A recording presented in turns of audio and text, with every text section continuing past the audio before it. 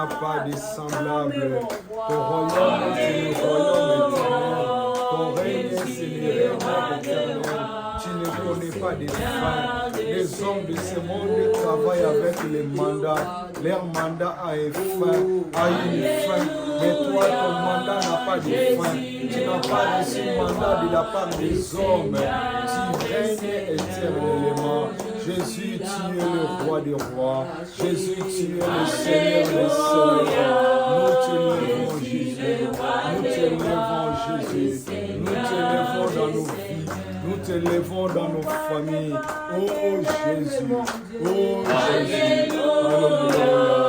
Alléluia. Oh Alléluia. Toi qui as mis fin au règne de l'ennemi. Toi qui as mis fin à toutes les puissances de l'ennemi. Jésus, tu n'as pas de fin. Nous t'adorons, Jésus. Nous te célébrons, Jésus. Alléluia. Oh, reçois l'honneur, reçois la magnificence, reçois toute la gloire à Jésus. Alléluia. Oh, Jésus.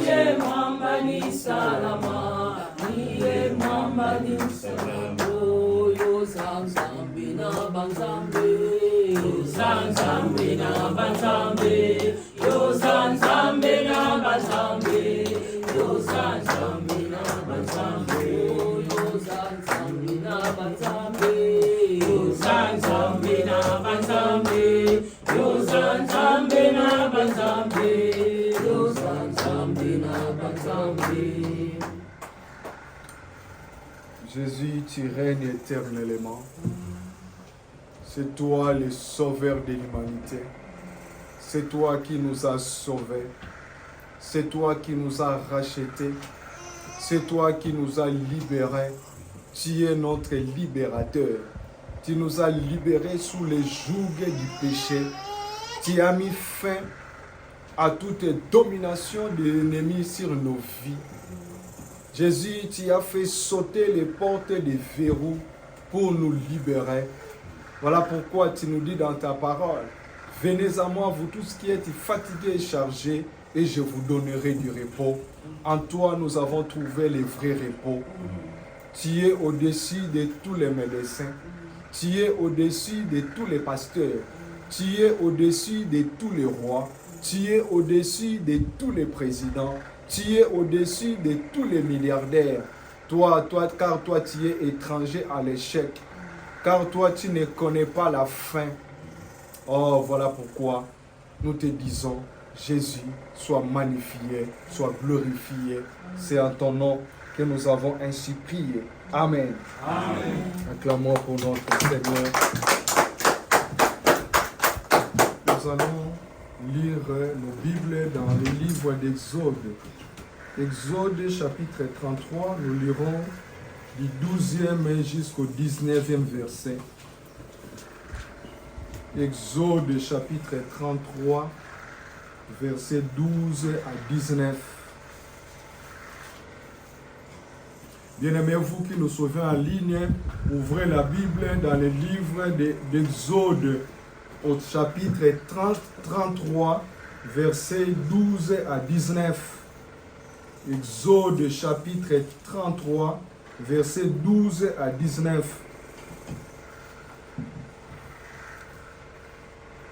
Moïse dit à l'Éternel, voici tu me dis, fais monter ces peuples, et tu ne me fais pas connaître qui tu enverras avec moi. Cependant, tu as dit, je te connais par ton nom, et tu as trouvé grâce à mes yeux. Maintenant, si j'ai trouvé grâce à tes yeux, fais-moi connaître tes voies, alors je te connaîtrai, et je trouverai encore grâce à tes yeux. Considère que cette nation est ton peuple. L'Éternel répondit, je marcherai moi-même avec toi et je te donnerai du repos. Moïse lui dit, si tu ne marches pas toi-même avec nous, ne nous fais point partir d'ici. Comment sera-t-il donc certain que j'ai trouvé grâce à tes yeux, moi et ton peuple? Ne sera-ce pas quand tu marcheras avec nous et quand nous serons distingués, moi et ton peuple, de tous les peuples qui sont sur la face de la terre? L'Éternel dit à Moïse, Je ferai ce que tu me demandes, car tu as trouvé grâce à mes yeux et je te connais par ton nom. Moïse dit, fais-moi voir ta gloire. L'Éternel répondit, je ferai passer devant toi toute ma bonté et je proclamerai devant toi le nom de l'Éternel. Je fais grâce à qui je fais grâce et miséricorde à qui je fais miséricorde. Je nous invite à nous lever, nous allons relire le verset 18 d'Exode chapitre 33 et le verset 19. L'Éternel dit à Moïse, verset 17, l'Éternel dit à Moïse, je ferai ce que tu me demandes, car tu as trouvé grâce à mes yeux et je te connais par ton nom. Moïse dit, fais-moi voir ta gloire. L'Éternel répondit, je ferai passer devant toi toute ma bonté et je proclamerai devant toi le nom de l'Éternel. Je fais grâce à qui je fais grâce et miséricorde à qui je fais miséricorde. Amen. Amen. Nous pouvons nous asseoir. Nous voulons partager avec nous les thèmes importants, à savoir, fais-moi voir ta gloire. Fais-moi voir ta gloire. Mes frères et sœurs, il nous reste pratiquement 4 mois et quelques semaines pour terminer l'année 2024. Nous avons déjà consommé plus de la moitié de cette année. Et souvent, lorsque nous faisons le bilan, peut-être votre bilan est mitigé ou le bilan de plus de 7 mois de cette année 2024 est négatif pour vous. Alors, peut-être vous êtes déjà sur le point de sombrer dans le désespoir. Vous êtes déjà sur le point de désespérer, car vous regardez, vous réalisez que vous n'avez pas obtenu ce que vous souhaitez obtenir en ces jours. Mais j'aimerais vous dire que notre Dieu fait tout à merveille. Dieu, il est capable de faire en sorte que les restes des mois, les restes des jours à venir, que vous puissiez expérimenter sa gloire.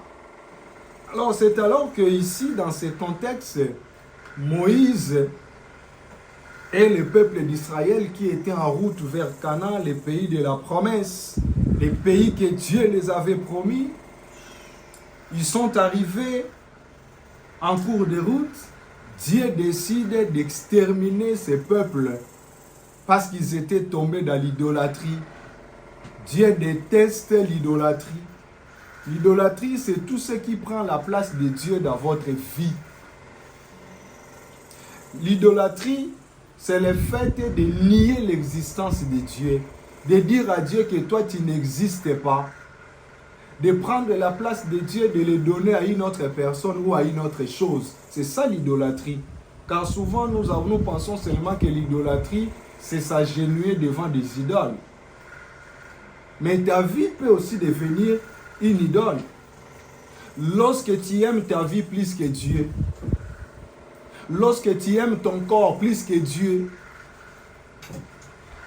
tu peux bafouer les rendez-vous que tu as avec Dieu pour que tu puisses satisfaire ton corps. Ton travail peut aussi devenir une idole.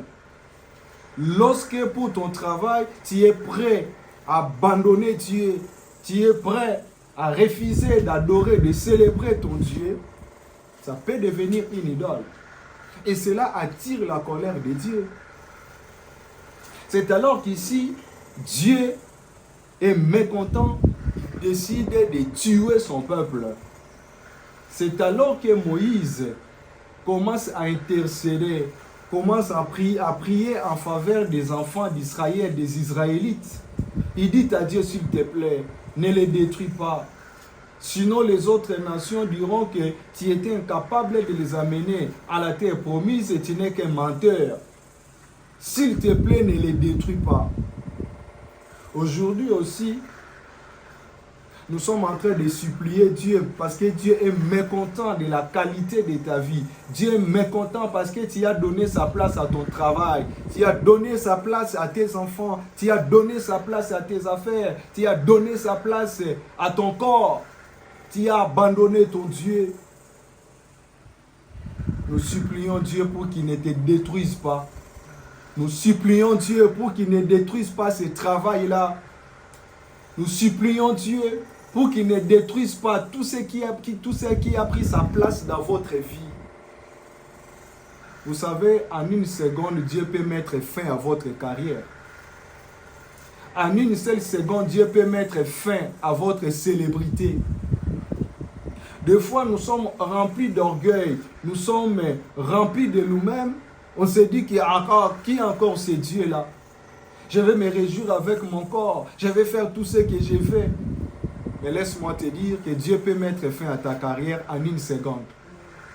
Si ce Dieu-là, en un seul jour, il avait mis fin à la vie de beaucoup d'hommes et de femmes célèbres, il peut le faire encore aujourd'hui. S'il ne le fait pas, c'est parce qu'il veut que tu rentres en toi-même, que tu puisses renoncer à cette idolâtrie-là, que tu renonces à tout ce qui a pris sa place dans votre vie et que tu lui donnes sa place. C'est pourquoi dans le livre d'Apocalypse, la Bible nous dit, souviens-toi d'où tu es tombé, répands-toi.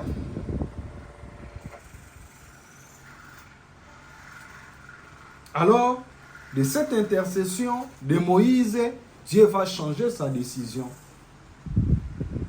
C'est alors que maintenant, dans sa demande, Moïse demande un certain nombre de choses à Dieu. Parmi les choses qu'il demande à Dieu, il lui dit, fais-moi voir ta gloire. Il demande beaucoup de choses. Mais aujourd'hui, nous voulons focaliser notre attention sur la demande de fais-moi voir ta gloire. Mais j'aimerais faire une mise au point ici sur la gloire. La gloire fait partie de la nature de Dieu. La gloire, c'est vraiment la personne de Dieu. Elle fait partie de sa personne. La gloire sous-entend la valeur, la réputation, l'honneur de Dieu.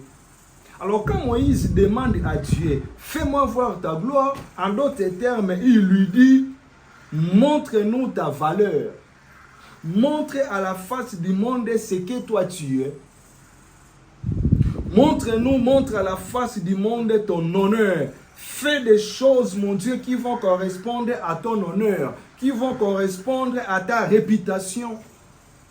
C'est ce qu'on nous dit, la gloire, elle est intrinsèque. C'est-à-dire, Dieu possède la gloire à lui-même.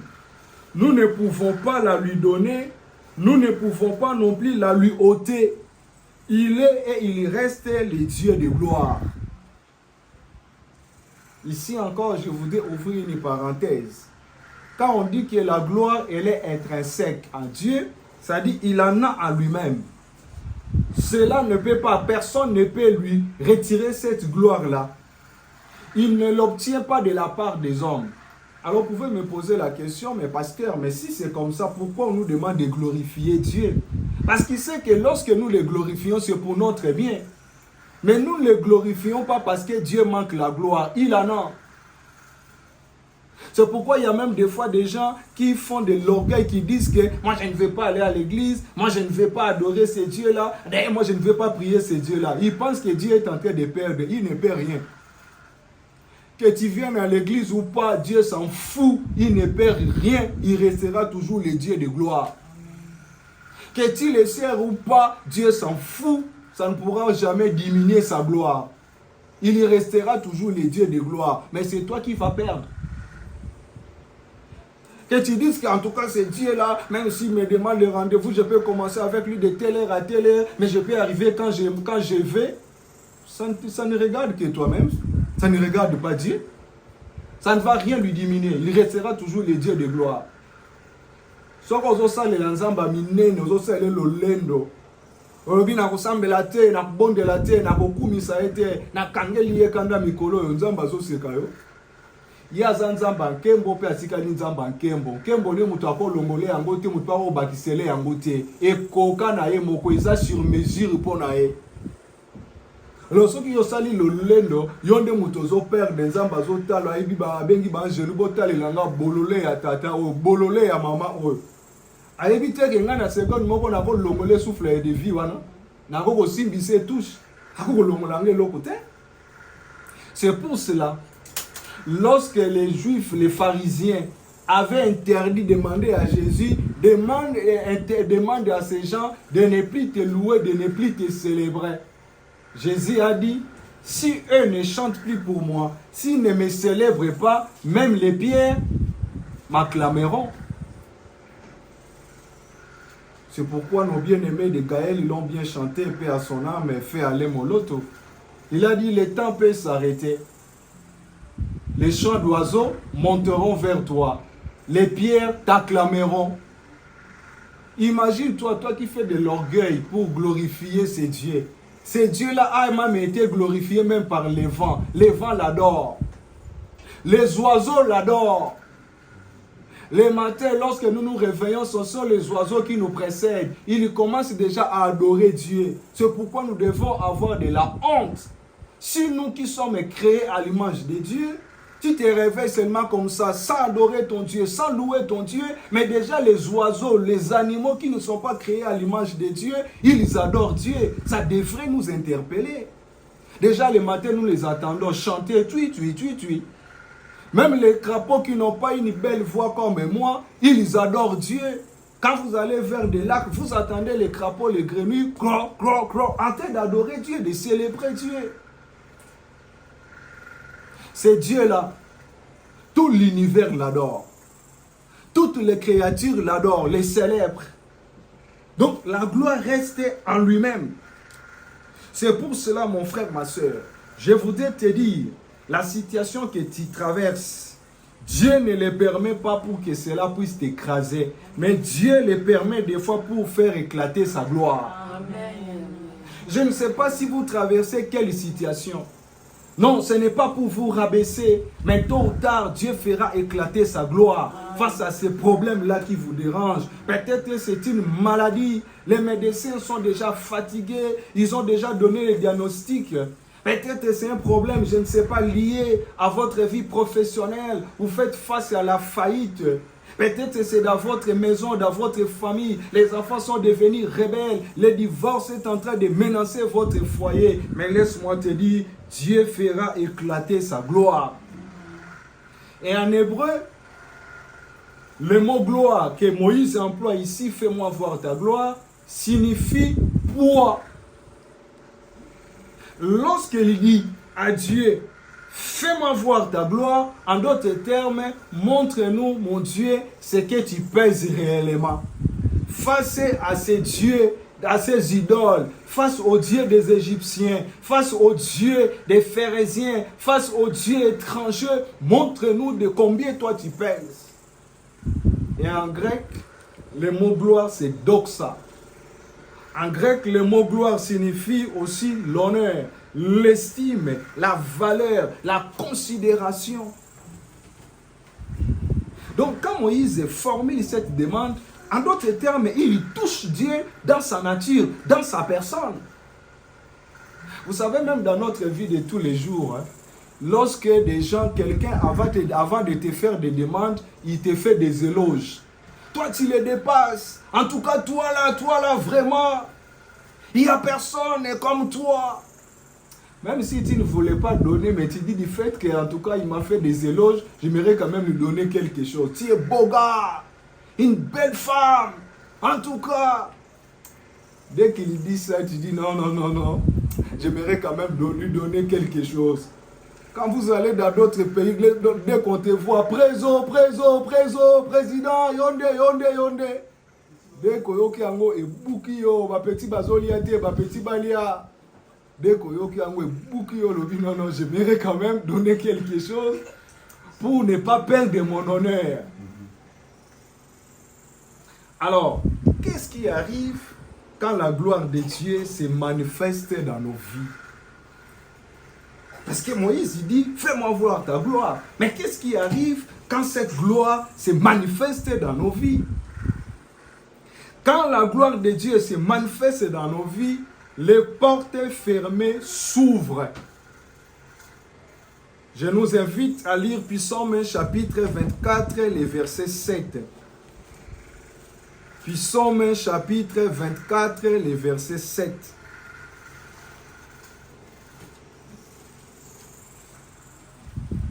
portes, élevez vos linteaux, élevez-vous portes éternelles, que le roi de gloire fasse son entrée.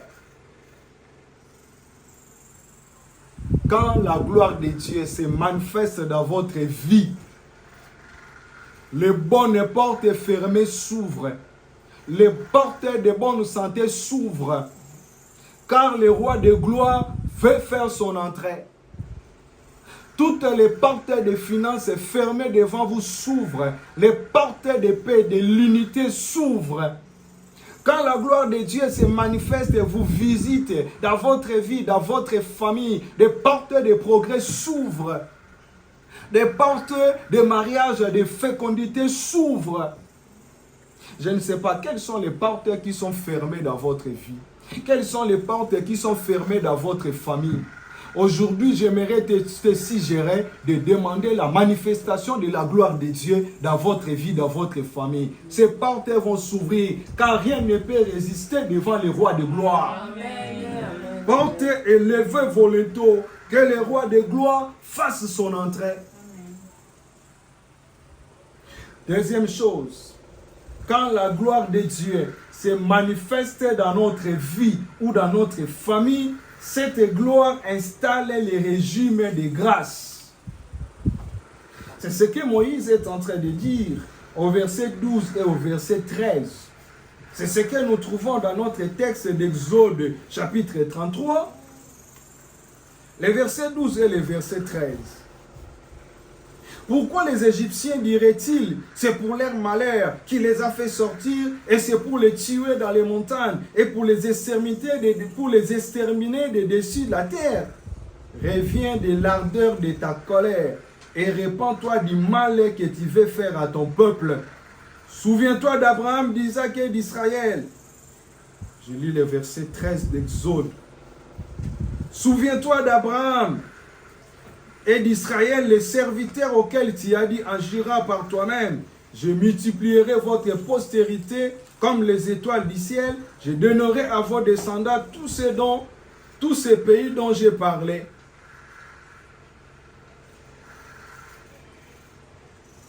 Maintenant, Exode 33, là c'était 32. Exode 33, le verset 13. Maintenant, si j'ai trouvé grâce à tes yeux, fais-moi connaître tes voies. Alors je te connaîtrai et je trouverai encore grâce à tes yeux. Considère que cette nation est ton peuple. Si je trouvais grâce à tes yeux, je trouverai encore grâce à tes yeux. Remarquez la répétition de ces mots grâce. Quand la gloire de Dieu se manifeste dans ta vie, cela installe les régimes de grâce. Dieu ne pourra plus te traiter sur base de mérite, mais plutôt sur base de sa grâce. Dieu te fera du bien en dépit de ce que tu es. Dieu te fera du bien en dépit de ce que tu as fait. Dieu te fera du bien en dépit de ce que tu feras. Rien ne va empêcher Dieu de faire ce qu'il a décidé de faire dans votre vie. Et il le fera.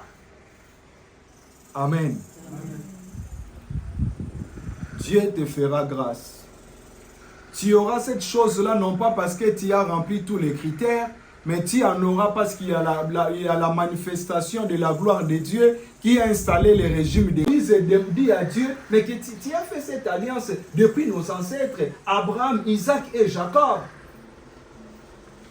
Alors, fais tout pour respecter les clauses de cette alliance. Dieu agit sur base de l'alliance. Et toute alliance que nous allons faire avec Dieu, cela a des effets sur nos enfants, sur nos petits-enfants, sur nos descendants. C'est pourquoi vous, chers parents, vous qui haïssez Dieu, vous n'aimez pas vos enfants. Faites alliance avec Dieu, vos enfants vont bénéficier de cette alliance. Dieu va se souvenir de vos enfants, même après votre départ de ce monde. Dieu se souviendra de vos enfants. Dieu se souviendra de vos petits-enfants. Alors dans l'alliance, le respect des clauses et des strictes rigueurs. Dans l'alliance, les deux parties doivent respecter les clauses de cette alliance. Et l'alliance avec Dieu nous donne accès au testament de Dieu. Et personne ne peut jouir d'un testament s'il n'appartient pas à la famille du testateur. Tu ne peux pas bénéficier de l'alliance de Dieu, du testament de Dieu, si tu n'as pas fait alliance avec lui. Mais la question c'est de savoir comment entrer en alliance avec Dieu. L'alliance avec Dieu n'est possible que par le moyen de Jésus-Christ. Tu n'es pas en alliance avec Dieu. Tu n'es pas membre de la famille de Dieu parce que tu vas à l'église, parce que tu chantes bien, parce que tu parles la langue, parce que tu as fait la théologie, parce que tu donnes des dons à l'église. Tu n'es pas en alliance avec Dieu parce que tu as passé beaucoup d'années à l'église. Mais nous ne pouvons qu'entrer en alliance avec Dieu si un jour nous avons fait la rencontre avec Jésus-Christ de Nazareth. Car la Bible dit que car Dieu a tant aimé le monde qu'il a donné son Fils unique, afin que quiconque croit en lui ne périsse point, mais qu'il ait la vie éternelle. Jean chapitre 3, le verset 16. Et dans Jean chapitre 14, le verset 6, Jésus dit, « Je suis le chemin, la vérité et la vie ».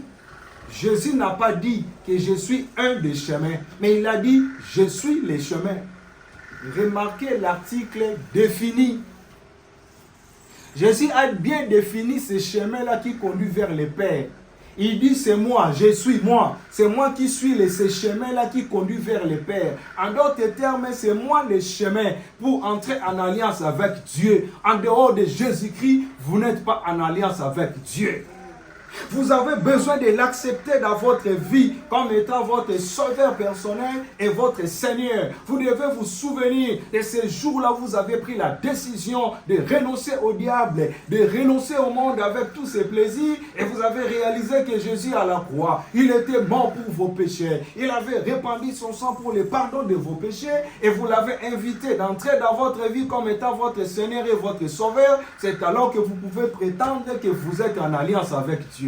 En dehors de ça, vous perdez votre temps. Ce jour-là, Dieu vous dira, retire-toi de moi, je ne t'ai jamais connu. Tu lui diras, mais j'avais donné des dîmes, j'ai donné des offrandes, j'ai chanté bien, j'étais fidèle à l'église, j'arrivais à l'heure, j'étais là. Dieu te dira, retire-toi de moi, je ne t'ai jamais connu. Oh, même vous qui nous suivez en ligne, si tu ne l'as jamais fait, tu peux faire cette prière dans votre cœur pour dire, Seigneur Jésus, je reconnais que je suis un pécheur.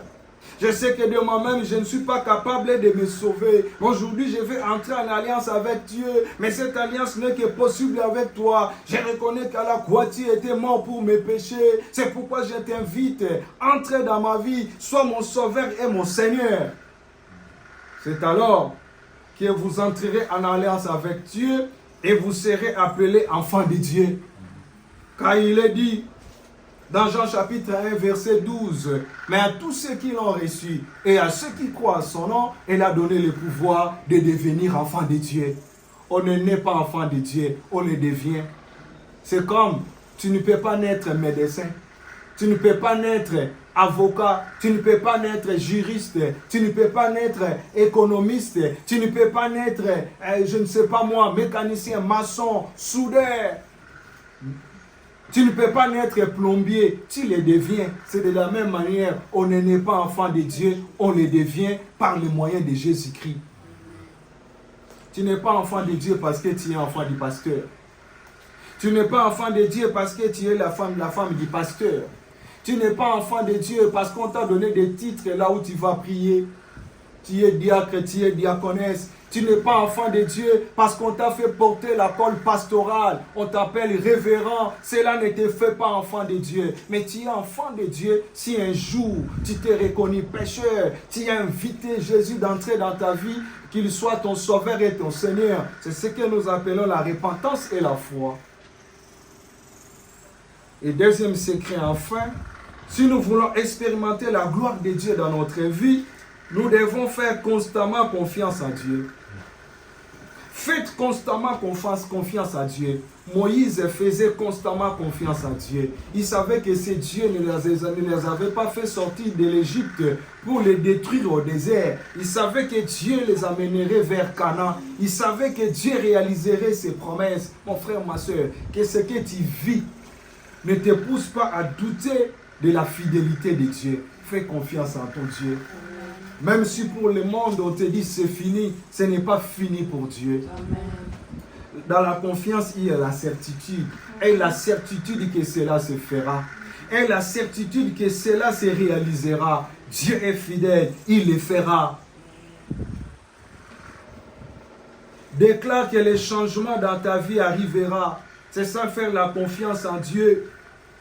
Ne désespère plus, car rien ne peut obscurcir le dessein de Dieu dans votre vie ou dans votre famille. Ce que Dieu a dit dans votre vie, il le fera.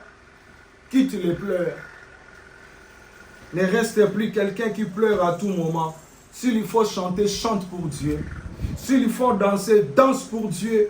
Profite de tout ce que la vie te présente. Regarde ce que Dieu a déjà fait dans votre vie et dans votre famille. Ne regarde pas encore ce qu'il n'a pas fait. Ça là, il le fera. Il le réalisera. Nous voulons prier. Je voudrais que tu dises à ton Dieu que j'ai besoin d'expérimenter ta gloire dans ma vie et dans ma famille. Mon Dieu, face à ces situations, face à ces problèmes, montre-moi ta gloire. Car je te fais confiance. Car je te fais confiance. Prie là où tu es.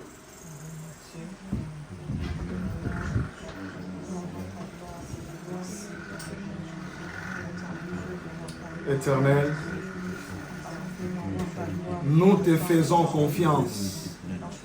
Nous te faisons confiance. Car Seigneur, tu es un Dieu fidèle. Nous avons la certitude que tu réaliseras ce que tu nous as promis. Que tu feras ce que tu as dit de faire. Même si les réalités nous prouvent le contraire. Mais nous aimerions te dire, Seigneur, que nous croyons à ta fidélité.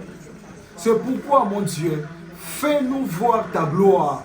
Nous voulons voir ta gloire dans nos vies. Nous voulons voir ta gloire dans nos familles. Fais-nous voir ta gloire, Seigneur, au nom de Jésus. Bien-aimé, j'aimerais que tu pries. Toi qui n'es jamais entré en alliance avec Dieu, voici l'occasion. Même toi qui nous suis en ligne, tu pries avec nous en ligne.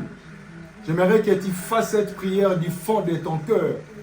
J'aimerais aujourd'hui que tu ne puisses pas louper cette occasion, que tu entres en alliance avec Dieu. Peut-être que tu vas à l'église, mais tu n'es jamais entré en alliance avec Dieu. Peut-être que tu prêches aussi, tu modères aussi, tu fais des lives sur les réseaux sociaux. Les gens s'accrochent à cause de ta belle voix. Mais tu n'es jamais entré en alliance avec Dieu. Mais cette alliance, nous avons appris aujourd'hui que cela n'est que possible par les moyens de Jésus.